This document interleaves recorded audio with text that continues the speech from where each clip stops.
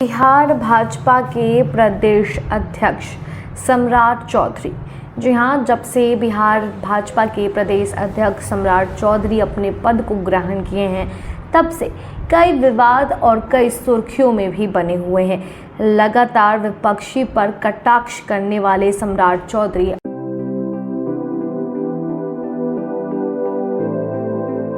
जानते हैं कि सम्राट चौधरी कौन है, जिन पर बीजेपी को सत्ता का ताज दिलाने की है जिम्मेदारी। बिहार में भारी मत हासिल करे, ये जिम्मेदारी सम्राट चौधरी के कंधे पर है। तो चलिए विस्तार से जानकारी देते हैं। सम्राट चौधरी एक तरह से देखा जाए तो अपने शक्ति प्रदर्शन में लगातार जुटे हुए हैं। पिछली तस्वीरों पर नजर डालें तो बापू सभागार में हुए उस शक्ति प्रदर्शन के नतीजे 11 महीने बाद सामने है। जी हाँ, बीजेपी के राष्ट्रीय अध्यक्ष जेपी नड्डा ने सम्राट चौधरी को बिहार बीजेपी की कमान सौंपी है।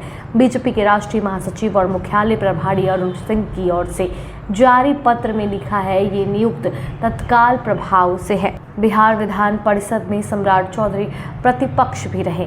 बिहार बीजेपी का अध्यक्ष बनने के बाद बेहद संक्षिप्त में सम्राट चौधरी ने बताया कि मेरी प्राथमिकता पार्टी को विस्तार देते हुए बिहार में बीजेपी की सरकार बनाना है। साथ ही हम अपने कार्यकर्ताओं के मान सम्मान की रक्षा करेंगे।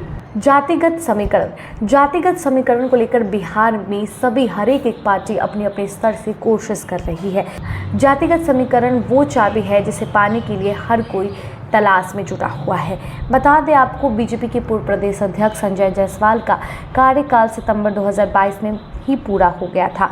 उनका कार्यकाल पूरा होने के बाद से ही बीजेपी के अध्यक्ष पद को लेकर कई नाम राजनीतिक गलियारों में थे, लेकिन बीजेपी ने अपना दांव 53 साल के सम्राट चौधरी पर लगाया है, जो एक नौजवान नेता हैं। सम्राट चौधरी को बीजेपी प्रदेश अध्यक्ष की कमान सौंपने की दो वजह हैं। पहली वजह उनकी जाति जो कोयरी है और दूसरी वजह उनका नौजवान और आक्रामक होना।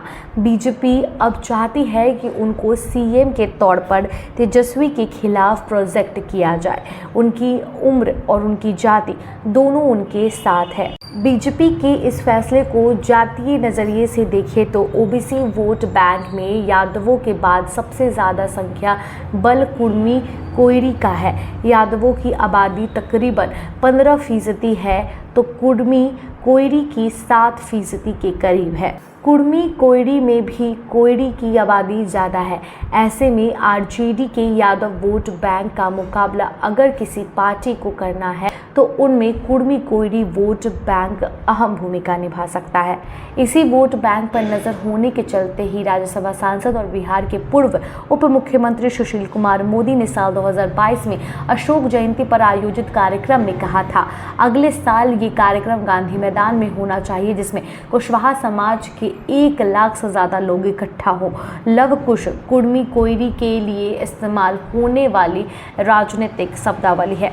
बिहार में खेती से जुड़ी ये जाति इतनी महत्वपूर्ण है कि खुद नीतीश कुमार ने पटना के गांधी मैदान में 1994 में लव कुश सम्मेलन किया था। नीतीश खुद कुर्मी जाति से आते हैं। 53 साल के सम्राट चौधरी की अपनी राजनीतिक विस्तार बहुत समृद्ध है। वो शकुनी चौधरी के बेटे हैं जो समता पार्टी के संस्थापकों में से एक है। शकुनी चौधरी का नाम कुशवाहा समाज के बड़े नेताओं में शुमार है।